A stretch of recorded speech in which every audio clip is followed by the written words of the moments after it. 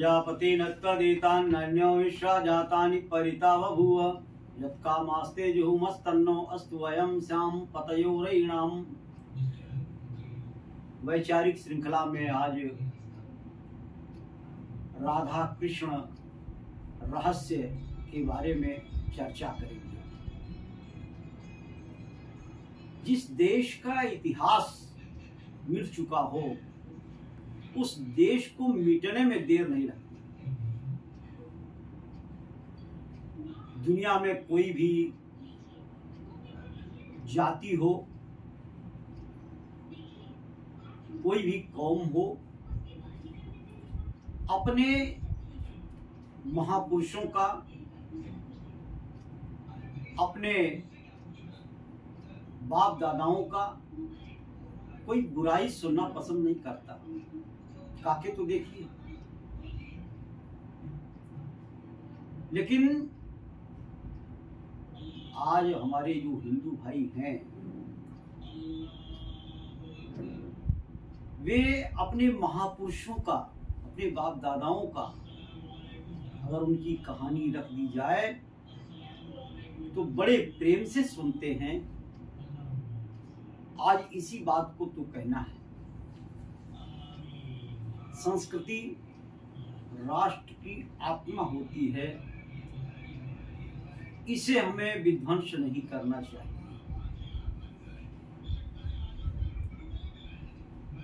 आप देखें, एक बार मैं स्कूल में गया और एक बच्ची से हमने पूछा, हमने कहा कि राधा कौन थी?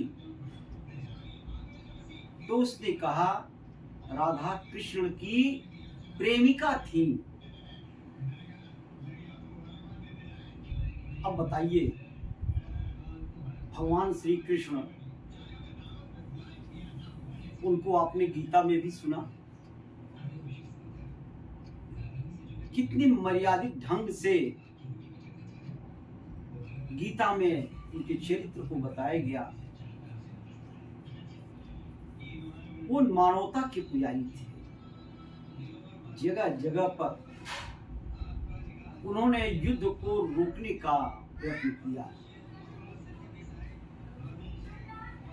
और कितने विद्वान थे कि गीता जैसा उपदेश दिया। और गीता क्या था? वेद का सार है। जो वेद को अच्छी तरह से जानता हो, जिसका जीवन वेदानुकूल हो, वही गीता जैसा ज्ञान दे सकता है।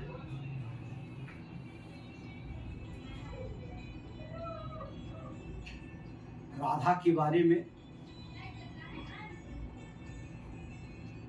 पूछा जाए तो आम जनमानस ये कहेगी कि राधा कृष्ण की प्रेमिका थी और रुक्मणी पत्नी थी। कृष्ण के बारे में ऐसा, क्या आपके बारे में ऐसा कहा जाए तो क्या आपको अच्छा लगेगा? भगवान श्री कृष्ण को कहा गया कि ये धर्म की स्थापना करने के लिए आए। क्या गोपिकाओं के साथ राच रचाना, उनके नहाते हुए वस्त्र को लेकर पेड़ पे चढ़ जाना, क्या यही धर्म की स्थापना है? कितनी विसंगतियां हैं हमारे साथ में। एक तरफ तो उन्हें हम मर्यादा पुरुषोत्तम कहते हैं, योगीराज श्री कृष्ण कहते हैं, भगवान कहते हैं, और दूसरी तरफ हम उनके जीवन पे इस तरह से नीचे उठाते हैं। गुरुकुलीन शिक्षा में पढ़ने के लिए हमारे भगवान श्री कृष्ण गए संदीपन गुरु के आश्रम में। क्या गुरुकुलीन शिक्षा में ऐसी ही शिक्षाएं दी जाती हैं? यदि ऐसा ही जीवन था, मनिहारी का वेश बनाया, श्याम चूड़ी बेचने आया, तो हम उनकी स्तुति क्यों करते हैं, भगवान का रूप क्यों देते हैं? क्या इसी कर्म के लिए? ऐसा नहीं। ये सब हमारी गुलामियत के समय में ऐसा किया गया। जो भी हमारे लिए सम्माननीय हो, अनुकरणीय हो, जिनका जीवन हमारे लिए एक मर्यादा के लिए हो, तो उस समय क्या होता था कि हमारे जो राजा होते थे, जिन्होंने हमको गुलाम बनाया, संस्कृत आदि अच्छे ढंग से जानने वाले लोगों को खरीद लिया जाता था और उनसे ऐसे साहित्य की रचना कराई जाती थी कि हमारे लिए जो इतने मर्यादित लोग हैं, हम उनके जीवन को कलंकित कर दें और हम उन्हें भूल जाएं। यहां तक कि हम उनसे घृणा भी करने लगे। गीता एक इतिहास है, पूर्ण इतिहास है। गीता के में पूरा आप देखिए, कहीं भी राधा का वर्णन नहीं है। राधा का एक जगह आया है, वो कौन है? कर्ण की माता राधा और पिता अधिरथ थे। तो राधा के पुत्र कर्ण थे, इसलिए उनको राधेय कहा गया। लेकिन कृष्ण के लिए राधा का जिक्र कहीं भी पूरे महाभारत में नहीं है। जो इतिहास है अपना, जहां पर किसी मुगल का, अंग्रेज का जो है कुचक्र नहीं चला, उसमें भगवान श्री कृष्ण के बारे में ऐसी बातें नहीं लिखी गई, राधा की जिक्र नहीं आया। हरिवंश पुराण आता है, वहां भी राधा का कोई जिक्र नहीं। विष्णु पुराण आता है, जहां पे श्री कृष्ण को विष्णु का अवतार बताते हैं, वहां भी कृष्ण के जीवन को कहीं कलंकित नहीं किया गया। ब्रह्मवैवर्त पुराण, इसमें भगवान श्री कृष्ण को कहीं तो राधा की प्रेमिका बताई जाती है, कहीं राधा की मामी बताई जाती हैं, कहीं राधा माँ बताई जाती है कृष्ण के लिए, तो कहीं आराध्य शक्ति के रूप में राधा प्रस्तुत की जाती है। राधा और कृष्ण का क्या संबंध था, यही नहीं आज तक स्पष्ट हो पा रहा है।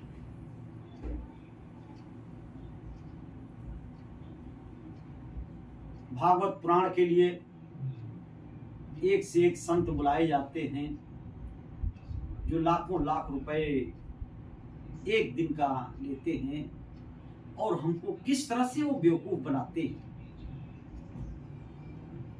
भागवत कथा में कहीं भी राधा का जिक्र नहीं है, लेकिन वो साधु महात्मा जो आके कथा करते हैं, वो राधा राधा राधा और कृष्ण के साथ रास लीला का जिक्र करते हैं, वो कलंकित करते रहे हमारी भगवान श्री कृष्ण को। क्या वो दिखा सकते हैं कि श्रीमद् भागवत गीता में, भागवत कथा में राधा का कहीं जिक्र आया हो? मैं चैलेंज करता हूं, भागवत कथा में राधा का कोई वर्णन नहीं है।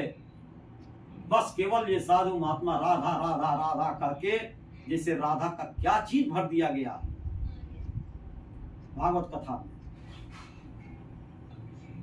ब्रह्मवैवर्त पुराण में इस तरह से कृष्ण भगवान का जीवन कलंकित किया गया है। राधा कृष्ण की मामी थी। कैसे? यशोदा का भाई रायण था और रायण की पत्नी वो राधा थी, यानी यशोदा की सगी भौजाई थी। यानी कृष्ण की क्या हुई, मामी हुई। उनके साथ क्या संबंध दिखाए जाते। और राधा उम्र में काफी बड़ी थी, यहां तक कि एक बार का जिक्र आता है ब्रह्म वैवर्त पुराण में कि नंद बाबा भगवान श्री कृष्ण गोद में थे, उनको लेके जाते हैं गाय चराने के लिए। पानी बरसने लगा, उन्होंने राधा की गोद में दे दिया श्री कृष्ण को कि इसको घर पहुंचा दे। अरे इतनी अश्लील और गंदी चीजें लिखी गई कि राधा उसको गोद में लेके आ रही, जो बच्चा गोद में है इसके बारे में कैसे विचार, गंदे विचार उठ सकते हैं। राधा के मन में कृष्ण के प्रति काम वासना उत्पन्न हुई और राधा जो है उनको एक युवा पुरुष के रूप में देखती हैं और उनसे समागम करती हैं। एक दिन एक रात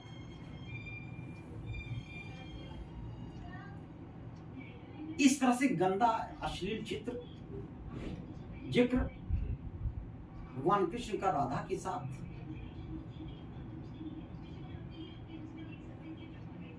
ये कितना घपला हम लोग के साथ में है, कितना कुचक्र है हमारी संस्कृति को मिटाने के लिए।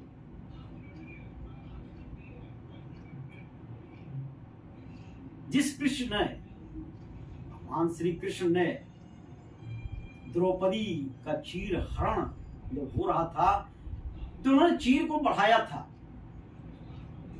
वह एक अबला का सम्मान करते थे। उसी भगवान श्री कृष्ण को ये कहा गया कि गोपिकाओं के चीर हरण कर, उनके वस्त्र हरण करके पेड़ पर चढ़ जाते हैं और ये कहते हैं कि पानी में से जैसे हो ऐसे निकल के बाहर आओ, तब हम तुम्हें देंगे। बताओ कितना बड़ा जो है अपमान भगवान श्री कृष्ण का हो रहा है। और आप राधे राधे राधे राधे कृष्ण कह के आप कीर्तन गाते हैं बड़े ही जो है प्रसन्नता के साथ में। ये कहीं कहां गई संस्कृति जिसे हम भगवान कहते हैं। आज ऐसे भगवान का जो है इस तरह से बेइज्जती हो रही है और हिंदू समाज लाज नहीं आती है कि भगवान श्री कृष्ण के बारे में ऐसी बात क्यों सोचते हैं। जब महाभारत में जो है कहीं उनका ऐसा जिक्र नहीं आया तो ब्रह्म वैवर्त पुराण जो मुगल काल में लिखा गया था उसको इतना प्रमाणिक मानते हैं और भगवान श्री कृष्ण के जीवन को कलंकित करते हैं। अरे कभी मन में प्रश्न तो उठना चाहिए कि ऐसे विचार भगवान श्री कृष्ण के बारे में क्यों लिखा गया, किस परिस्थितियों में लिखा गया। और ऐसे पुस्तकों पर बैन लगा देना चाहिए जो हमारे महापुरुषों पर इस तरह से कीचड़ उछालते हों।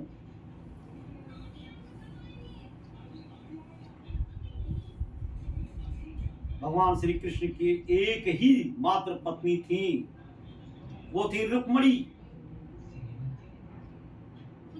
रुक्मणी के अलावा उनके जीवन में कोई भी स्त्री नहीं आई।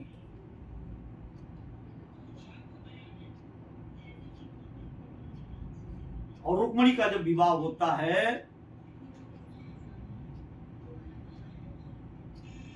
देखिए हम कहीं ना कहीं से कृष्ण के जीवन को अधिकतर हम बिल्कुल पवित्र पाते हैं। जरा सा एक कसौटी में देता हूं आपको। एक मुहावरा है कि जो शत्रु हो उसका जो खास शत्रु है उससे आप मिल जाइए तो उसके सारे राज को आप ले सकते हैं। भगवान श्री कृष्ण का सबसे बड़ा शत्रु महाभारत में किसको दिखाया गया? शिशुपाल को। क्या शत्रुता थी शिशुपाल को? उसे क्या शत्रुता थी भगवान श्री कृष्ण की? जो रुक्मणी थी उसको शिशुपाल चाहता था ब्याह करने के लिए, लेकिन रुक्मणी शिशुपाल को नहीं चाहती थी, भगवान श्री कृष्ण को चाहती थी। और इसीलिए शिशुपाल बहुत बुरी तरह से शत्रुता रखता था भगवान श्री कृष्ण से।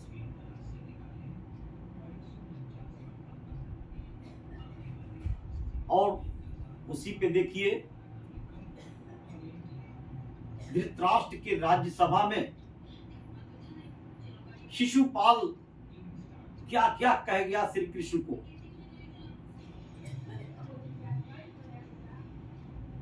जितना हो सकता था उतनी बुराई उनकी कटुता भरे शब्दों में किया श्री कृष्ण का। और श्री कृष्ण ने कहा मैं 99 तक मैं सुनूंगा, इसके बाद नहीं सुनूंगा, बोलते जाओ।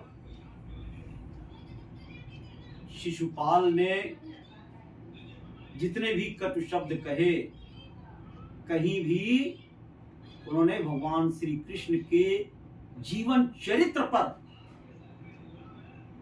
कीचड़ नहीं उछाला।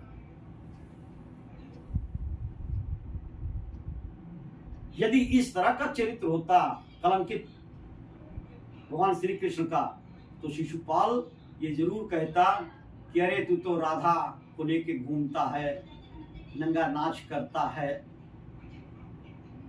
इस तरह की बात तो जरूर करता। तो गोपियों के साथ घूमता है, उनके साथ नाचता है। लेकिन शिशुपाल ने कहीं भगवान श्री कृष्ण के चरित्र पर कोई कीचड़ नहीं उछाला।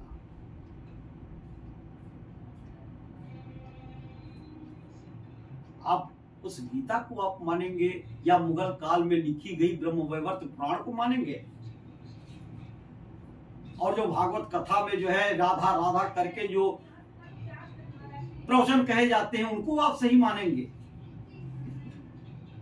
स्वामी दयानंद सरस्वती ने भागवत कथा के बारे में यहां तक कहा, सत्यार्थ प्रकाश में लिखा है कि भागवत कथा लिखने वाला व्यक्ति मां के गर्भ में ही मर जाता तो आज हिंदुओं की ये दुर्दशा नहीं होती। और जानना चाहते हैं, जिनको कामी पुरुष कहा जाता है, राधा के साथ नचकैया कहा जाता है, रुक्मणी जी के साथ विवाह होने के पश्चात काफी दिन पश्चात रुक्मणी जी ये कहती हैं भगवान श्री कृष्ण से, स्वामी वैवाहिक जीवन सफल तब होता है जब उसे पुत्र की प्राप्ति हो। भगवान श्री कृष्ण कहते हैं अच्छा, इसके लिए तैयारी करनी पड़ेगी। और विवाह के जो है उस समय से लेके 12 वर्ष तक बद्रिकाश्रम जा करके और वहां पर 12 वर्ष की कठोर तपस्या भगवान श्री कृष्ण ने किया। और उसके पश्चात जो है उनका जो पुत्र हुआ उन्हें प्रद्युम्न कहा जाता है। और वो कैसे पुत्र थे? जो बिल्कुल कृष्ण के चेहरे के थे। उनका और कृष्ण का चेहरा एक जैसा था। सभा में भगवान श्री कृष्ण आते थे तो लोग समझ लेते थे कि प्रद्युम्न जी आ गए, और प्रद्युम्न जी आते हैं तो लोग समझते थे कृष्ण जी आ गए। तो हमने कितने अपनी संस्कृति का कितना हमने अपमान किया। और संस्कृति राष्ट्र की आत्मा होती है। हम यदि अपने मर्यादा पुरुषोत्तम योगी राज श्री कृष्ण पर इस तरह से हम कीचड़ उछालेंगे तो जो बेधर्मी हैं वो तो अवश्य कहेंगे कि अरे तुम्हारे भगवान तो ऐसे हैं एक बार एक गांव में एक पादरी आके बरगला रहा था, काफी लोगों की संख्या में गांव में ईसाई मनाने जा रहा था। हम लोग पहुंचे, वहां पर हस्तक्षेप किया।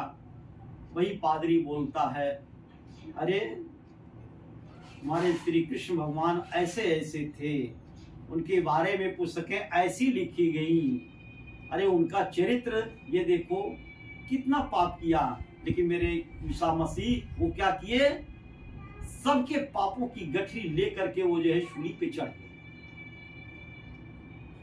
किसकी बात करते हो? तुम्हारे यहां तो ऐसे ऐसे भगवान हैं। मेरी माताओं बहनों, नद्र पुरुषों, बचाओ संस्कृति को, बचाओ, कुछ सोचने की इच्छा रखो कि ऐसा क्यों कहा गया, क्या कोई परिस्थितियां थी या हमें ऐसा सुनना पसंद है। ये सोच आपके ऊपर है। हमारा न तो महाभारत कहता है कि हमारे भगवान श्री कृष्ण इस तरीके से थे, बहुत पवित्र जीवन था और समाज राष्ट्र के कल्याण के लिए वो कितना जो है बीच बराव का, मध्यस्थता का कार्य किए और गीता जैसा उपदेश दे करके अपने जीवन को महान कहलाया। तो हमें उन महापुरुषों के जो पवित्र जीवन है उनको बचाए रखना है, उसका गुणगान करना है। और इस तरीके से जिन्होंने कलंकित किया है, हम ऐसे पुस्तकों का हम बैन लगा दें, चाहे भागवत कथा हो, चाहे वो ब्रह्म वैवर्त पुराण हो, जिसने कृष्ण के जीवन पर, अरे वो कवि अच्छा जिसने मुसलमान होते हुए भी मानुष हो तो वही रस खान, जा ही बसो जहां नंद के ग्वाल। कितना बढ़िया उन्होंने लिखा, कहीं भी उनके जीवन में अश्लीलता नहीं लाई, कितनी पवित्रता लाई है। हमें ऐसे कवि को हम अच्छा कहेंगे, न कि सूर जैसे जो है ये कहीं आंख वाले होते तो वो क्या कह देते, कितना जो है उन्होंने भर दिया अश्लीलता। और जो गीत गोविंद पुस्तक जिन्होंने लिखी जयदेव ने, उन्होंने किस तरह से जो है कलंकित कर दिया कृष्ण भगवान के जीवन को। मेरा कहना यही है कि अपने महापुरुषों के जीवन को कलंकित मत होने दो, नहीं तो यह राष्ट्र ध्वस्त हो जाएगा। क्योंकि इतिहास जिस राष्ट्र का कलंकित होता है, उस देश को नष्ट होने में देर नहीं लगता है। आइए हम उस परम जो है योगीराज श्री कृष्ण, जो जिनका जीवन वेदानुकूल आचरण से भरा हुआ था, जिन्होंने अपने जीवन को एक अच्छे कार्यों में लगाया, समाज राष्ट्र के कार्यों में लगाया, हम उनके उस पवित्र जीवन को पढ़ें और उसका गुणगान करें, ताकि हम अपने देश धर्म को अच्छा बना सकें। अच्छी जो चीजें हैं उसको हम सामने ला के दिखा सके और हम अपना जीवन भी ऐसे लोगों के गाथाओं को सुन करके महान बनावें। इसी के साथ अपनी वाणी को विराम देता हूँ। इत्योम शम।